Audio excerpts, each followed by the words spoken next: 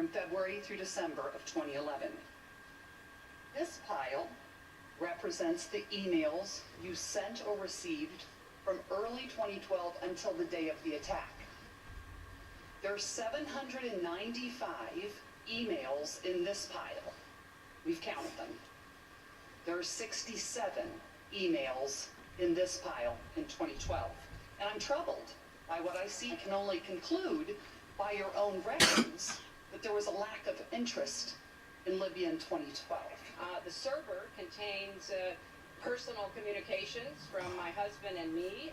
She's lying. I got on the internet, I did 2 emails, and I ordered Christmas presents from a reservation. Otherwise, I found people said embarrassing things. See, Hillary lied.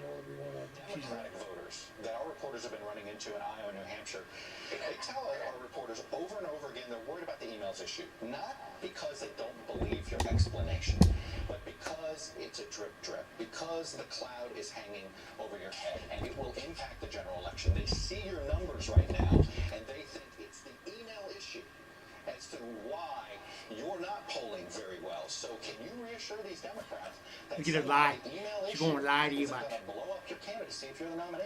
Absolutely I can. You know, before it was emails, it was Benghazi. And she had people killed there. They died because she didn't give a fuck. Controversy about that. And I testified for 11 hours, answered their questions. They basically said, yeah, didn't get her, we tried. That was all a political ploy. Didn't mention the video because there was never a video-inspired protest in Benghazi. There was in Cairo, but not in Benghazi. Victoria Nuland, your spokesperson at the State Department, hours after the attack said this: Benghazi has been attacked by militants. In Cairo, police have removed demonstrators. Benghazi, you got weapons and explosions. Cairo, you got spray paint and rocks. 1 hour before the attack in Benghazi, Chris Stevens walks the diplomat to the front gate. The ambassador didn't report a demonstration. He didn't report it because it never happened. An eyewitness in the command center that night on the ground said no protest, no demonstration. 2 intelligence reports that day. No protest, no demonstration. But the best evidence is Greg Hicks, the #2 guy in Libya, the guy who worked side by side with Ambassador Stevens. He was asked if there had been a protest, would the ambassador have reported it? Mr. Hicks' response? Absolutely. Where'd the false narrative start? Started with you, Madam Secretary. At 10:08, on the night of the attack, you released this statement. Some have sought to justify the vicious behavior as a response to inflammatory material posted on the internet. At 10:08, with no evidence. At 10:08, before the attack is over. At 10:08, when Tyrone Woods and Glenn Doherty are still on the roof of the annex fighting for their lives, the official statement of the State Department blames a video. Approximately 1 hour after you told the American people it was a video, you say to your family, 2 officers were killed today in Benghazi by an Al-Qaeda-like group. You tell the American people one thing, you tell your family an entirely different story. We know, not we think, not it might be, we know the attack in Libya had nothing to do with the film. It was a planned attack, not a protest. State Department experts knew the truth.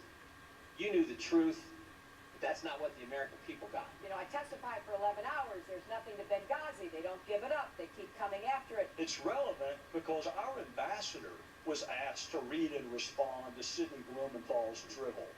It was sent to him to read and react to. In some instances, on the very same day he was asking for security. So I think it is eminently fair to ask why Sidney Blumenthal had unfettered access to you, Madam Secretary, with whatever he wanted to talk about, and there's not a single solitary email to or from you to or from Ambassador Stevens. I'm not going to release one transcript of someone who knows nothing about Libya by his own admission, while people who risk their lives, you have no interest in their story getting out. You don't want the 18 DS agents, you don't want the CIA agents. The only transcripts you want released are Miss Mills and Sidney Blumenthal. People have accused Ambassador Rice and the administration of, misleading Americans. I could say, trying to be in the middle of this and understanding what was going on, nothing could be further from the truth. Can you tell me why Chris Stevens was in Benghazi the night that he was killed? Do you know? Does it bother you whether or not you know why Chris Stevens was in Benghazi? Do you know why we were the last flag flying in Benghazi after the British had left and the Red Cross had been bombed?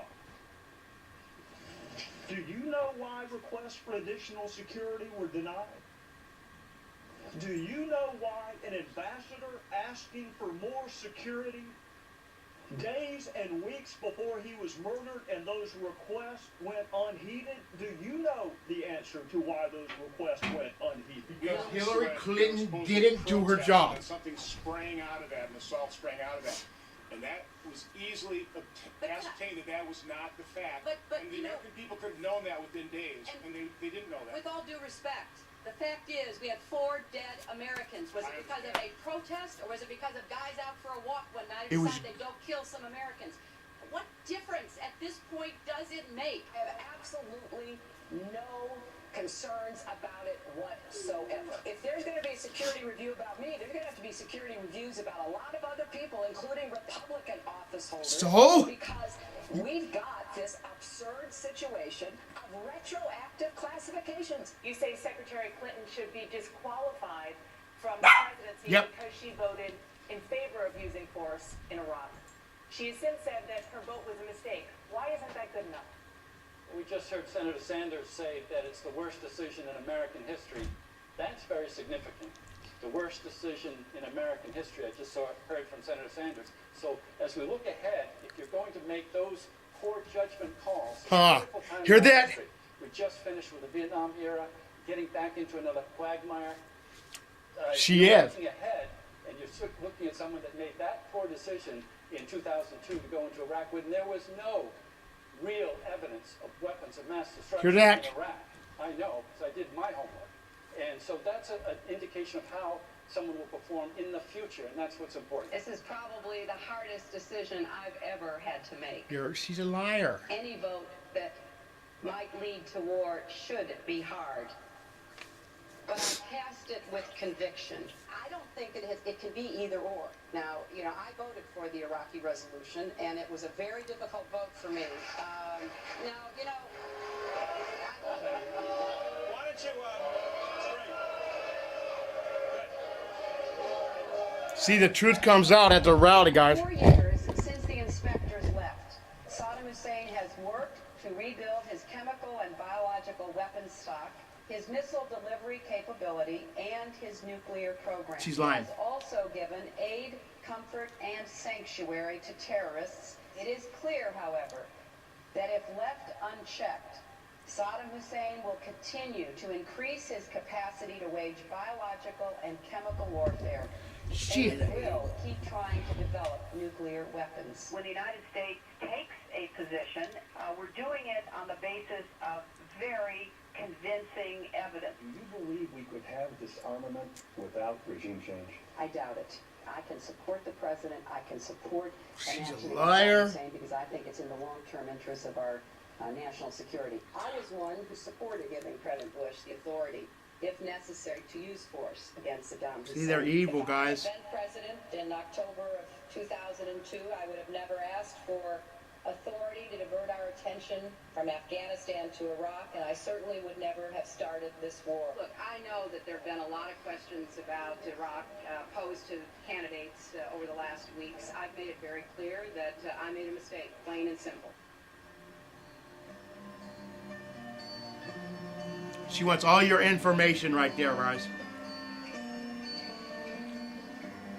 See? She don't care about your rights, people. She wants to take them away.